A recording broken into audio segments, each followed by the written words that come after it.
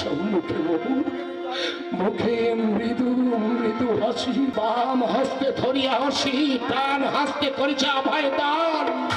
এটি ছুটেছে রশ্মি, চলে গেল।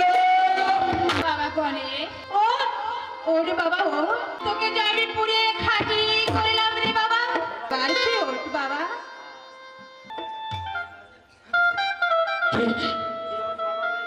বাবা গণেশ গণেশ বলে ডাকে, কে বলে তোকে আজ আমি পুড়িয়ে খাঁটি করে নিলাম।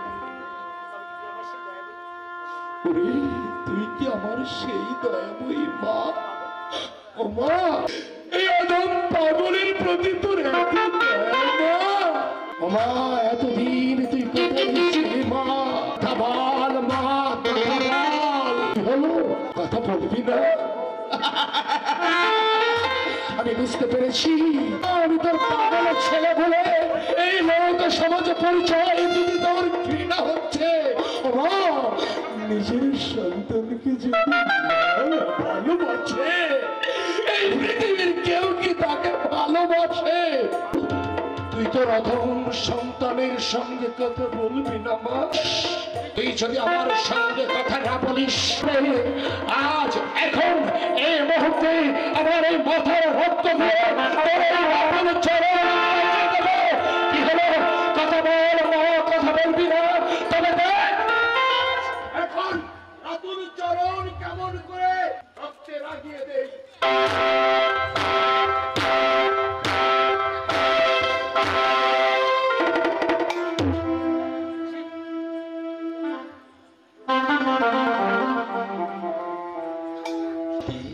তোমার ভক্ত আজ তোমার সাকার রূপ দেখেছে, তোমার সঙ্গে কথা বলতে চায়, তার মনোবাসনা পূর্ণ করো। প্রভু, এখনো সময় হয়নি, এখনো পুরো খাটনি বাকি। তুমি ওকে আশ্রমে গিয়ে পৌঁছে দিয়েছো, সময় হলে আমি ঠিক ওর সঙ্গে কথা বলে নেব। ঠিক আছে সতী, আমি ওকে আশ্রমে নিয়ে যাচ্ছি, কিন্তু আমার আদেশ তুমি মাথায় রেখো। তাই হবে প্রভু, তাই হবে।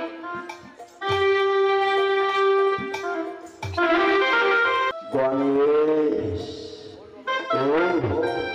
ওর বাবা আশ্রমে যাবে না?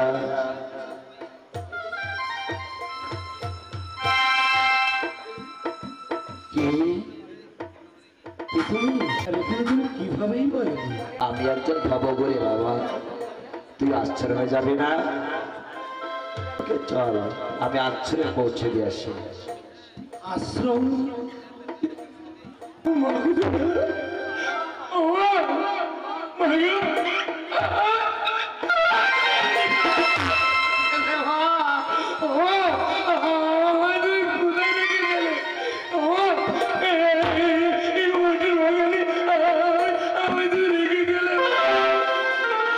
পাগল ছেলে, কাঁদিস নে বাবা, তোর মা আশ্রমে চলে গেছে। একটি বারও বললে না? তুমি ঘুমিয়ে পড়েছিলে, তাই মা তোমাকে বলতে পারেনি, আমাকে বলে গেছে যে আমার ছেলেটাকে একটু আশ্রমে পৌঁছে দিয়ে এসো। নিজের মা এই ভট্টির বাগানে রেখে চলে গেল, আর তুমি যে আমায় আশ্রমে পৌঁছে দেবে তার বিশ্বাস নেই। এদিকে এসো।